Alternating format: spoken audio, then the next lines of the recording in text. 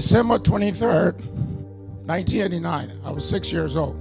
It's the civil war that happened in Liberia. On that day, I lost my childhood. I became a man right away. For 7 years, I was in the streets of Liberia selling kerosene. That was my life.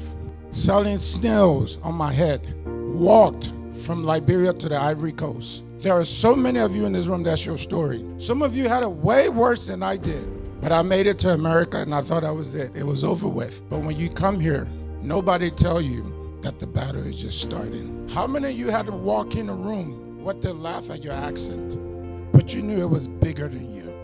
How many of you had to do jobs that you never imagined that you would do, but you did it anyway? Raise your hand.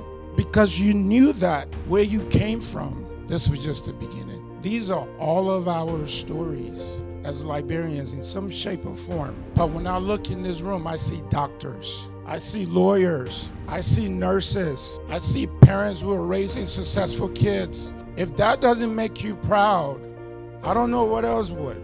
So go ahead and give your hands a clap for what you've overcome in 50 years.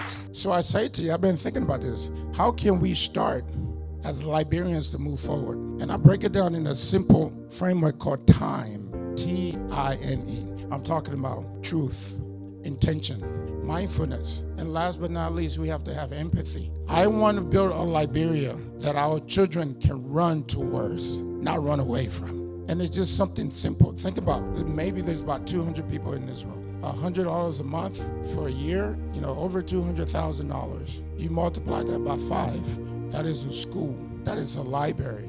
That is so many different avenues that we can contribute to for our kids. Think about my time framework: truth, intentionality, mindfulness, and empathy. I thank you.